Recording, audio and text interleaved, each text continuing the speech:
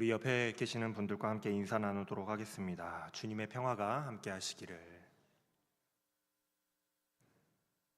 네, 우리 주님 주시는 평안이 여러분들의 삶 가운데도 늘 함께 하시기를 바랍니다.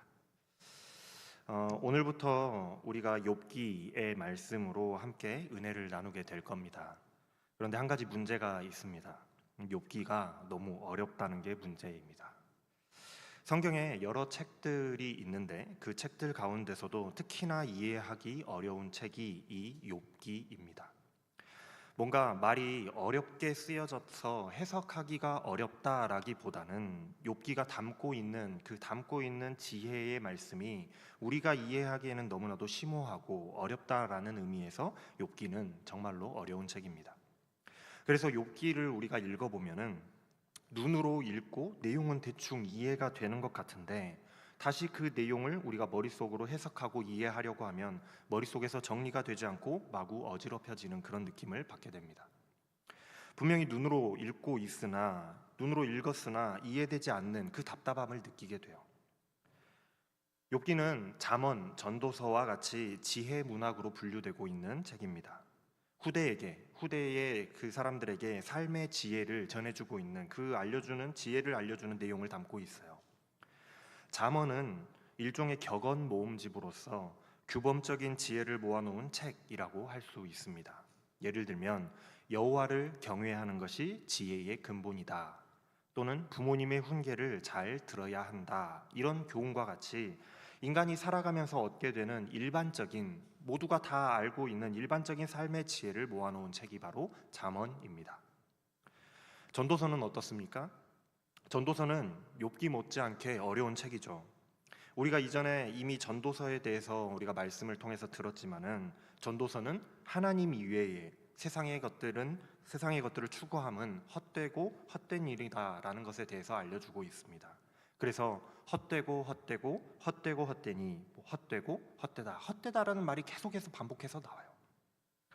하나님이 빠져 있는 것이라고 한다면, 하나님이 없는 것이라고 한다면 세상의 그 어떤 것도 헛될 수밖에 없다라는 지혜를 우리에게 알려주고 있는 것이 이 전도서입니다. 전도서가 우리가 이해하기 어려운 이유는 이미 세상을 살 만큼 다 살아보고 가질 만큼 다 가져본 사람이 모든 것을 다 경험하고 난 후에야 결국 하나님이 없는 모든 것은 모래알과 같은 헛된 것일 뿐이다라는 것을 깨달았기 때문에 그 지혜를 이해하기 위해서는 우리도 그만큼 오래 살아보고 가질 만큼 다 가져보고 해야 공감이 되고 이해할 수 있지 않겠어요? 그래서 지금의 우리가 이해하기는 조금 어렵다라고 느낄 뿐입니다. 그래도 어느 정도는 전도서를 이해할 수는 있어요. 하나님이 없으면 모든 것이 다 헛되다라는 걸 우리는 이해할 수 있습니다. 그런데 욥기는요, 조금 더 심합니다. 욥기의 중심 주제는 왜 의로운 자가 고난을 받는가에 대한 물음이에요. 어떻게 보면 하나님은 정의로우신가라는 것에 대한 물음이기도 합니다. 유식한 말로 신정론이라고 해요.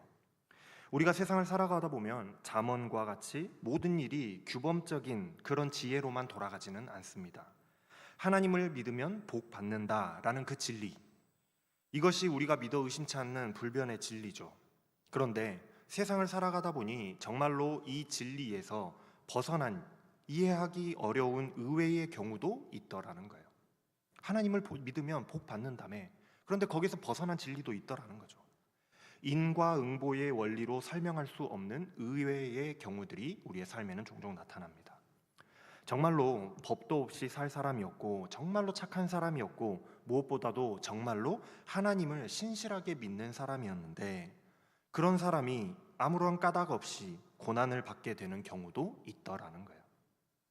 사랑하는 가족과 친구의 갑작스러운 죽음이나 평안하던 그 삶이 갑작스러운 사고로 풍비박산이 난다거나 손쓸 수 없는 질병이 갑작스레 찾아왔을 때에 우리는 그런 질문을 할 수밖에 없습니다.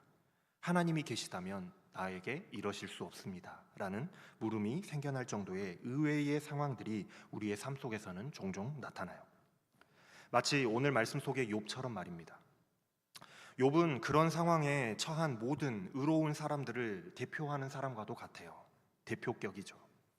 인과응보, 원인과 결과가 서로 연관되어 있다라는 그런 말이죠. 하나님을 믿으면 복을 받는다 했는데 그것이 우리가 알고 있는 일반적인 진리인데 하나님을 잘 믿는 의인이 고난을 받는다. 하나님을 잘 믿는 의인이 받는 고난은 그럼 어떻게 설명할 거냐는 거예요. 인과응보에 의하면 말이 안 되는 겁니다. 심지어 세상은 이상하게도 하나님을 믿지 않는 사람들이 더 잘 살고 더 오래 살고 더 부자가 되고 하나님을 믿는 의인들은 오히려 더욱더 고통 가운데 살아가는 현실을 어떻게 우리는 설명할 수 있겠냐는 거예요. 여러분들은 이해가 되시나요? 이와 같은 의인의 고난에 대해서 우리는 어떻게 설명할 수 있겠습니까? 인과응보로 설명이 안 돼요. 어떻게 설명할 수 있겠냐고요. 어떤 사람들은 잠언과 같은 일반적이고 규범적인 지혜를 가지고 설명하려고 할 겁니다. 모든 것은 인과응보다. 하나님을 잘 믿으면 복을 받는다. 그렇다면은 네가 복을 받지 못하고 이렇게 재앙을 당하는 것은 너의 죄가 뭔가 있기 때문이 아니겠느냐라고 이야기할 수도 있다라는 거예요. 그렇다면 이 사람은 하나님을 잘 믿지 못했기 때문에 벌 받은 것일까요? 이 사람은 하나님을 안 믿어서 이렇게 고난 당하게 된 것입니까? 물론 그럴 수 있습니다. 대체적으로는 맞는 말이에요. 그런데 지금의 상황은 전제가 의인이라는 거예요. 이 사람이 하나님을 안 믿고 하나님께 범죄한 사람이 아니라 악인이 아니라 의인이라는 게 전제라는 거예요. 단순히 착하게 살았다라는 말이 아니라 성경에서 말하는 의인, 즉 하나님을 정말로 신실하게 믿는 사람이었다라는 거예요. 그렇다고 한다면 이 사람이 하나님을 믿지 않아서 벌을 받았다라고 단정할 수 없겠잖아요. 욥기는 의로운 자의 고난이라는 설명하기도 어렵고 또한 이해하기도 어려운, 또한 내가 만약에 당사자라고 한다면 납득하기 어려운 주제에 대한 이야기를 하고 있습니다. 그래서 욥기가 이해하기가 어려운 거예요. 이제 오늘 말씀으로 들어가서 우리가 함께 살펴보도록 할게요. 우스 땅에 욥이라는 사람이 살고 있었습니다. 욥은 유대인은 아니었어요. 이스라엘 사람은 아닙니다. 시기적으로 욥이 살았던 시대는 창세기에 가깝습니다. 아브라함과 이삭과 야곱이 살았던 이 족장 시대의 사람이에요. 그런데 그 시대에는 아직 그 이스라엘이라는 이 민족이 성립되기 한참 전 이전 시대잖아요. 그렇기 때문에 욥은 이스라엘 사람은 아니라는 겁니다. 그러니까 욥은 아라비아 북쪽 지역의 우스라는 땅에서 마치 아브라함과 같이 하나님을 경외하면서 살아가던 한 사람의 성도였던 거예요. 이 욥이라는 족장이 어떤 사람이었는지 욥기의 그 문제를 다루기 전에, 욥기에서 문제를 다루기 전에 먼저 전제를 하고 있어요.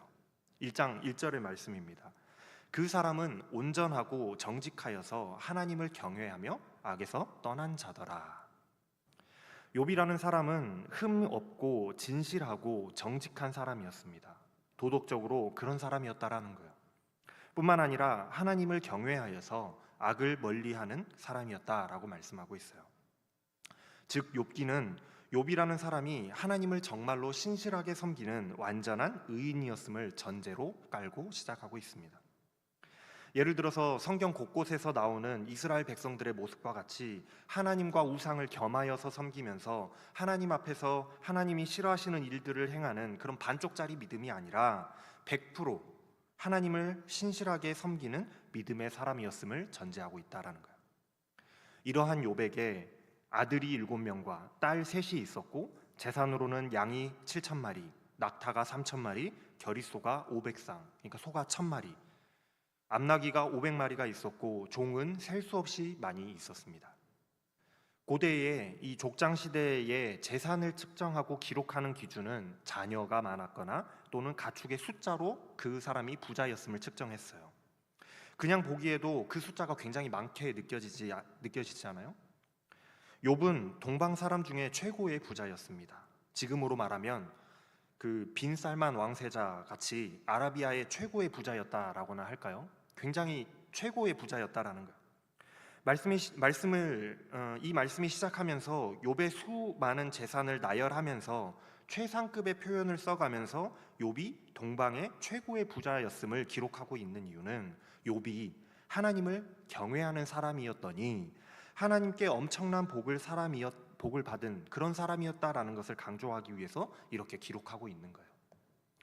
인과응보의 원리로 일반적인 지혜를 적용해 봤을 때 하나님을 잘 믿는 사람이 복을 받는 것이 당연하고, 이렇게 부자가 되어 복을 받은 사람인 욥은 하나님을 잘 믿는 사람이요 하나님께 사랑받는 자임을 반증하고 있는 것이기도 해요. 그만큼 욥이 의인 중에 의인, 믿음의 사람이었음을 전제로 시작하고 있는 겁니다. 지금까지는 인과응보의 그 일반적인 규칙이 잘 적용되고 있는 중이에요. 하나님을 잘 믿으면 복 받는다. 이 인과응보가 잘 적용되고 있습니다. 욥이라는 사람이 얼마나 하나님을 잘 섬기고 행동과 삶에 있어서 얼마나 하나님 앞에 신실한 사람이었는지 한 가지 예시를 들고 있는데, 욥에게는 그의 아들들이 각자 생일이 되면 돌아가면서 이게 파티를 열었습니다. 아무래도 파티를 하다 보면 먹기도 많이 먹고 술도 많이 마시고 흥청망청 평소에 즐기지 않던 흥이 올라서 때로는 실수할 수도 있겠죠. 그래서 혹시나 그런 일이 생기지 않도록 하기 위해서 욥은 잔치가 끝나고 난 다음 날이면 어김없이 아침에 일찍 일어나서 자식들을 생각하며 그들을 정결하게 하게 하려고 자녀들의 숫자대로 일일이 한 사람씩 번제를 드릴 정도였어요. 자식들 가운데 한 명이라도 혹시 파티하는 중에 하나님 앞에서 죄를 지었을까 봐, 다른 죄가 아니라 하나님을 저주하는 그런 죄를 지었을까 봐, 하나님을 섬기는데 흠결이 생기게 되었을까 봐, 만에 하나라도 그런 일이 생기면 안 되겠기에 잔치가 끝나면 어김없이 번제를 드렸을 정도로 욥은 모든 일에 늘 신중한 사람이었다라는 거예요. 욥이라는 사람이 얼마나 경건한 사람이었는지 이 예시를 보면 우리가 알 수 있겠죠. 여기까지가 이 욥이라고 하는 사람에 대한 전제입니다. 이 사람은 이런 사람이었다라는 거예요. 욥은 그렇게 하나님을 정말로 잘 섬기면서 의인의 표본으로서 평화로운 삶을 살아가는 그런 중에 있었어요. 그런데 이제 장면이 천상회의로 넘어갑니다. 여기서부터는 인간 욥이 알 수 없는 영역인 거예요. 하루는 하나님의 아들들이 하나님 앞에 모였습니다. 하나님의 아들들이 어떤 존재인지는 알 길이 없어요. 일반적으로 후대의 해석으로는 이러한 존재를 두고 천사라고 표현하기도 합니다. 어쨌든 하나님과 하나님이 만드신 어떤 신적인 그 존재들이 있었고, 그들이 천상에 모여서 어떤 회의를 하는 장면이 그려지고 있어요. 마치 왕이 신하들에게 둘러싸여서 어떤 중요한 회의를 하고 있는 듯한 그런 장면입니다. 그런데 이 자리에 사탄도 그 가운데 끼어 있었다라는 거예요. 여기에서 사탄은 우리가 흔히 이해하는 악마의 개념과는 조금 다릅니다. 후대에 신학이 좀 더 발전하면서 사탄이 하나님을 대적하는 악마로 이해되지만 욥기에서는 꼭 그렇지만은 않아요. 사탄이 천상의 회의에 참여한 것과 또 하나님의 명령을 수행하고 있는 것, 그리고 하나님의 말씀에 복종하고 있는 것을 보았을 때에 우리가 알고 있는 그런 하나님을 대적하는 대적자로서의 사탄과는 조금 다릅니다. 이미지가 조금 달라요. 어쩌면 거기에 모여 있었던 다른 하나님의 아들들과는 조금 달리 삐뚤어진 성격을 가지고 있는 존재 같아 보입니다. 약간 좀 하얀 애가 아니라 좀 까만 애예요. 마치 스머프들 중에서 투덜이 스머프가 있는 것처럼 혼자 투덜투덜거리면서 부정적인 말을 툭툭 내뱉는 그런 존재로 나타나고 있다라는 거예요. 어쨌든 이 사탄이 마귀인지 악마인지 아니면 투덜이 스머프인지는 별로 중요하지가 않습니다. 그것보다 이 대화의 이야기의 내용이 중요해요. 하나님께서 사탄이 회의에 참석한 것을 보시고 물어보세요. 그래, 너는 어디를 갔다 왔느냐라고 물어보시는 거예요. 마치 회장님이 자네부터 한번 보고해봐 라고 하는 것처럼 사탄에게 물어보시는 거죠. 그래서 사탄이 대답합니다. 땅 위에 여기저기 돌아다니다가 오는 길입니다. 하나님께서 사탄에게 다시 한번 물어보세요. 그래? 그럼 네가 내 종 욥도 보았겠구나. 이 세상에 그만큼 온전하고 진실하며 하나님을 두려워하며 경외하여서 악을 거들떠보지도 않는 사람이 없다라고 칭찬을 하십니다. 여기에서 다시 한번 하나님께서 보증을 하고 계세요. 욥이 다시 한번 보증되고 있습니다. 선한 사람이라는 것이, 의인이라는 것이 아주 중요해요. 앞으로 욥과 친구들이 의인의 고난이라는 주제로 계속해서 논쟁을 이제 벌이게 될 텐데, 사람의 기준과 눈으로는 이 사람이 의인인지 아닌지, 이 사람의 가지고 있는 믿음이 진짜인지 아닌지를 알 길이 없어서 욥이 진짜 무결한 의인인지 판단할 수 없겠지만은 하나님은 어떠실까요? 하나님은 다 알고 계시잖아요. 다 아시겠죠. 그런데 그런 하나님께 지금 욥이 보증을 받고 있다라는 거예요. 욥은 100% 의인이다. 믿음의 사람이다라는 보증을 받고 있어요. 욥은 의인이다. 세상 그 어디에도 없을 믿음의 사람이요 내가 사랑하는 종이다. 하나님이 욥을 보증해 주고 계십니다. 그러니까 욥기의 내용은 어쩌면 죄인일지도 모르는 사람의 고난이나 겉으로 보기에만 의인인 사람의 고난에 관한 논쟁이 아니라 정말로 믿음의 사람인 100% 믿음의 사람인 의인 욥이 받는 고난에 대한 논쟁을 주제로 하고 있다라는 거예요. 하나님께서 욥을 하나님을 경외하는 의인이라고 칭찬하시자 사단이 의문을 제기합니다.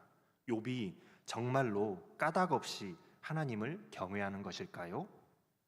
무슨 말일까요? 욥이 정말로 아무 이유도 없이 하나님을 경외하는 걸까요? 아닐걸요? 라는 의문인 거예요. 하나님께서 욥의 집과 그의 가진 모든 것을 지켜주시고 그가 하는 일에는 무엇이나 복을 주셔서 그의 재산이 지금처럼 이렇게 넘쳐나게 하셨기 때문에 그러한 이유로 인해서 욥은 하나님을 경외하는 것이 아닐까요? 의문을 제기하는 거예요. 사람은 아무 까닭 없이 하나님을 경외하지 않을 거라고 생각합니다. 하나님을 믿고 따르며 섬기는 데는 다 이유가 있다라고 생각을 해요. 복을 받게 될 거라는 기복주의적인 신앙과 투자 심리, 하나님을 믿으면 당연히 뭐가 나오겠지라는 이 투자 심리에 의한 믿음일 거라고 생각을 하는 거예요. 마치 논쟁의 주제가 되고 있는 하나님을 믿으면 복을 받는다라는 이 일반적인 진리에서 복 받기 위해서 믿음을 택하고 있다라고 여겨지는 거죠. 그래서 사탄은 시험을 제시합니다. 아마도 하나님께서 욥이 가지고 있는 그 모든 것을 다 걷어가시면 욥은 하나님을 욕하고 저주할 겁니다. 굉장히 날카로운 분석이에요. 이 이야기가 욥의 이야기로 우리에게 기록되어 있지만은 욥이라는 이 한 사람은 한 사람의 신앙인으로서 그리스도인의 대표로서 우리가 생각했을 때에 얼마나 많은 사람들이 하나님을 믿고 따르기로 선택할 때에 복이 주 목적이 되고 있는지를 날카롭게 파고들고 있어요. 얼마나 많은 사람들이 하나님이 복 준다고 해서 하나님을 믿고 있는지, 하나님을 선택하고 있는지를 날카롭게 파고들고 있다라는 거예요. 이스라엘 백성들이 우상을 겸하여서 섬겼던 이유는 어떤 신이 나에게, 여호와가 나에게 복을 줄지 아니면 바알이 나에게 복을 줄지 알 수 없기 때문에, 어떤 신이 나에게 복을 줄지 알 수 없기 때문에 이것도 저것도 다 섬겨보자 했던 마음으로 섬겼던 것이고, 여러 신을 함께 섬겼을 때에 그 신들이 모두 나에게 복을 준다고 한다면 땡큐니까 그런 마음 때문이었는데, 반대로 뒤집어서 말하면 복을 주지 않는 신이라고 한다면 언제든지 버릴 수 있다라는 말과 같거든요. 그게 인간의 심리입니다. 그런데 사탄은 욥의 믿음 또한 그렇지 않을까라고 의심하고 있어요. 하나님께서는 이런 사탄의 의심에 사탄에게 명령을 내리십니다. 그렇다면 너에게 욥의 모든 것을 한번 맡겨보겠다. 다만 그의 목숨만은 손대지 말고 네가 한번 해봐라. 네가 한번 해봐라 하고 허락해 주세요. 여기서부터 욥의 고난이 시작되고 있습니다. 욥은 하루아침에 거대한 재앙을 만나게 돼요. 갑작스럽게 들이닥친 어떤 이방의 적들에게 소와 나귀들을 모두 잃습니다.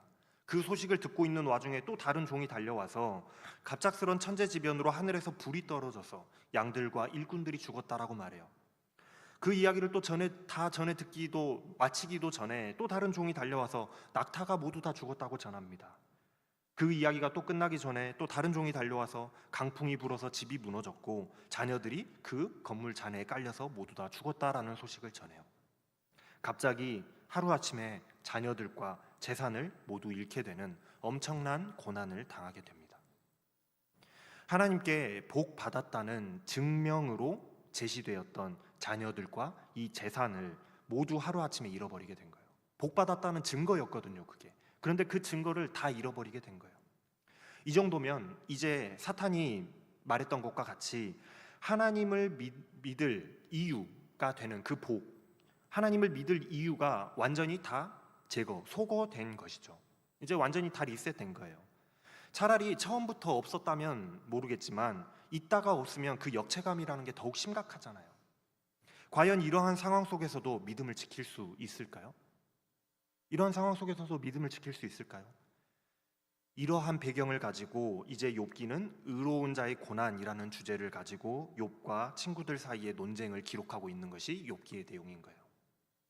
오늘 본문 말씀인 1장, 욥기 1장의 그 배경 1장은 욥기의 전체적인 배경 설명이라고 할 수 있겠습니다. 그런데 이 욥기 1장에는 배경 설명이고 시작이지만 그 안에 모든 결론이 또한 담겨져 있어요. 우리가 욥기를 읽다가 보면 욥과 친구들의 논쟁에 집중하게 됩니다. 굉장히 길거든요. 그 논쟁이 욥기가 42장까지 있어요. 그러니까 굉장히 길잖아요. 1장 고장 하나를 지나가면 친구들의 논쟁에만 우리가 집중하게 된다고요. 근데 하나님은 욥의 믿음이 정말로 신실한 믿음이라고 칭찬하고 계세요.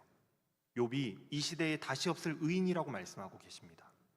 하지만 사단은 그런 욥의 믿음에 의문을 제기해요.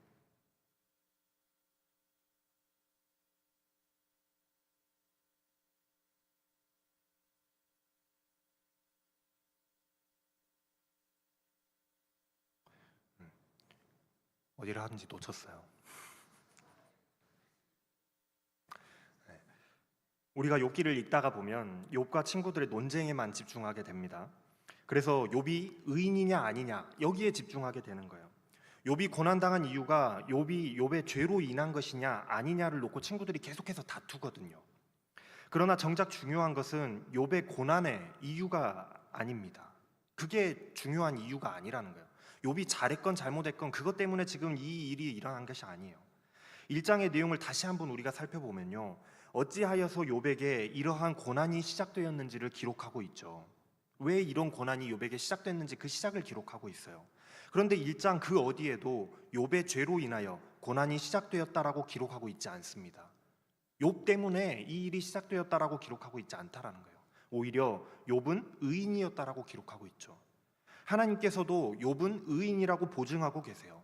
즉 욥의 그 고난이 인과응보에 의한 것이 아니라는 겁니다. 그렇다면 이 고난의 발단이 무엇인가? 이 고난의 발단이 무엇이에요?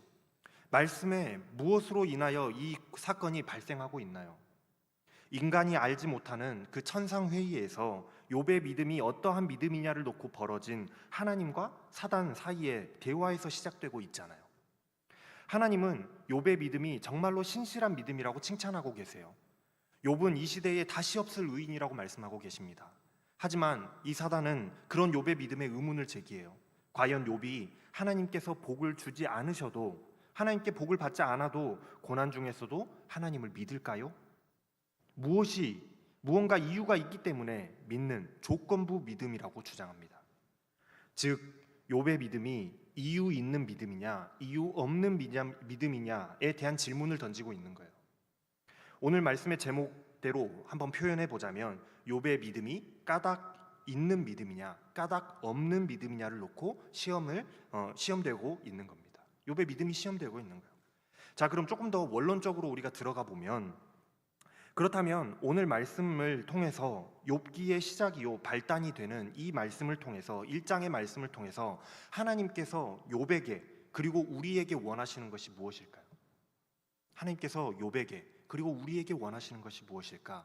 이게 가장 중요한 핵심 포인트가 되는 거예요. 하나님이 무엇을 원하시고 계시는가? 하나님께서는 믿음을 원하신다라는 겁니다. 오늘의 말씀 핵심 포인트는 그거예요. 하나님께서 믿음을 원하시고 계시는구나. 그런데 어떤 믿음을 원하시느냐? 까닭 없는 믿음을 원하신다는 겁니다. 까닭 없는 믿음. 아무 이유가 없어도 서로 우리에게 복을 주시지 않는다라고 할지라도, 많은 재산을 주시지 않는다라고 할지라도, 그럼에도 불구하고 아무런 까닭도 이유도 없이 하나님을 믿고 따르는 사람을 하나님은 사랑하신다라는 거예요.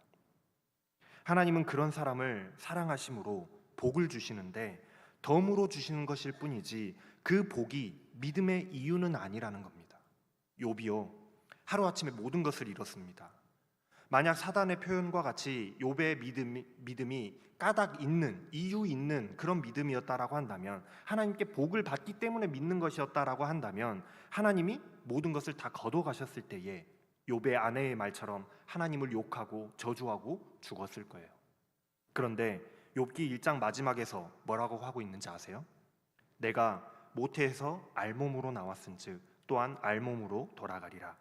주신 분도 여호와시요 거두시는 분도 여호와시니 주의 이름을 찬양할 뿐이로다. 어떻습니까? 하루아침에 사랑하는 자녀들을 모두 잃었습니다. 10명이나 되는 자녀들을 잃었어요. 하루아침에 엄청난 당대의 최고의 부자라는 그 자신의 재산, 모든 재산을 다 잃었어요. 그런데 욥은 사단의 예상과는 달리 하나님을 저주하거나 욕하지 않았습니다. 믿음을 잃지 않았다라는 거예요. 오히려 그 상황 속에서도 하나님을 찬양하고 있습니다. 그렇다면은 욥의 믿음은 까닭 있는 믿음입니까? 까닭 없는 믿음입니까? 까닭 없는 믿음인 것이죠. 아무 이유가 없어요. 그저 하나님이시기 때문에, 나를 창조하시고 만드신 창조주이시기 때문에 하나님을 사랑하고 믿고 따르는 것일 뿐이에요. 우리가 제자 훈련을 하면 인간의 창조 목적에 대해서 배웁니다. 인간이 왜 창조되었는지, 하나님이 어떠한 목적을 가지고 우리를 창조하셨는지를 배워요. 인간의 창조된 목적은 하나님을 사랑하고 하나님을 믿음으로 하나님을 영화롭게 하여 드리는 것이 창조의 이유요 목적이라고 배우죠. 다시 말하면 인간은 창조주 하나님을 무조건적으로 믿고 사랑할 의무가 우리에게 있다라는 겁니다. 즉, 인간에게 요구되어지는 믿음은 아무런 까닭 없는 믿음이 우리에게 요구되어지는 거예요. 이것이 바로 하나님께서 원하시는 믿음이라는 거예요. 그 믿음을 욥을 통해서 우리에게 보여주고 계시는 거예요. 욥의 믿음을 보니 모든 그리스도인들의 믿음은 이러해야 된다라는 거죠. 마지막 22절 평가에서 욥은 이 모든 어려움을 당하고도 어리석게도 하나님을 원망하지 않았다, 죄를 짓지 않았다라고 평가받고 있습니다. 사랑하는 여러분, 하나님은 우리를 사랑하십니다. 그런데 이 하나님의 사랑은 아무런 까닭 없는 사랑이에요. 아무런 이유가 없습니다.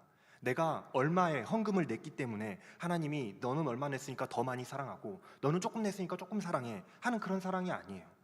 내가 몇 시간을 봉사했기 때문에 나를 구원하시는 그런 구원이 아닙니다. 그저 하나님은 아무런 까닭 없이 나를 사랑하셔서 우리를 죄와 사망으로부터 건져주신 거예요. 그래서 우리는 이런 하나님의 사랑을 은혜라고 표현하는 거예요.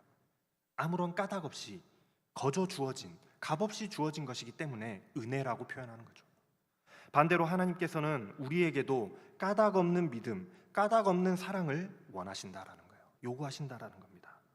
하나님이 내게 주시는 것에 뭘 주실까에 현혹되어서 주실 때만 믿고 안 주시면 믿지 않는 그런 믿음이 아니라, 그저 하나님이시기 때문에, 나를 창조하시고 은혜로 사랑하시는 그 하나님이시기 때문에 아무런 까닭 없는 온전한 믿음을 보여주기를 하나님께서는 원하신다는 거예요.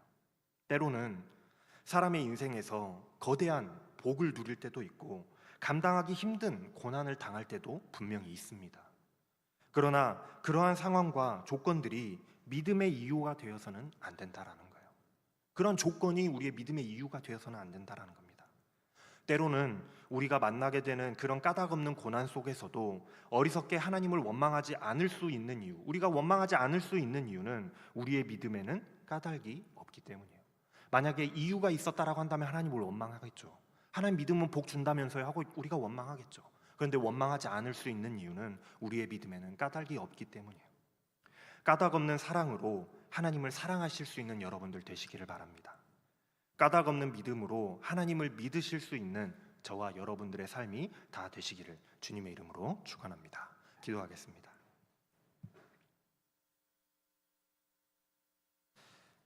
사랑의 하나님, 때로는 우리가 그런 기도를 했습니다. 들어주시면 믿고 안 들어주시면 안 믿는다고.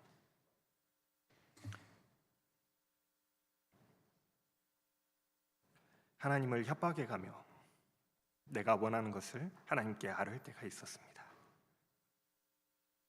그러나 하나님, 이제는 그런 초급적인 믿음에서 벗어나서 이제는 성장한 믿음으로 성장하게 하여 주시옵소서.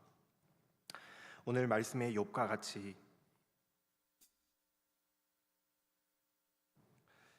주신 자도 여호와시요 거두시는 분도 여호와시니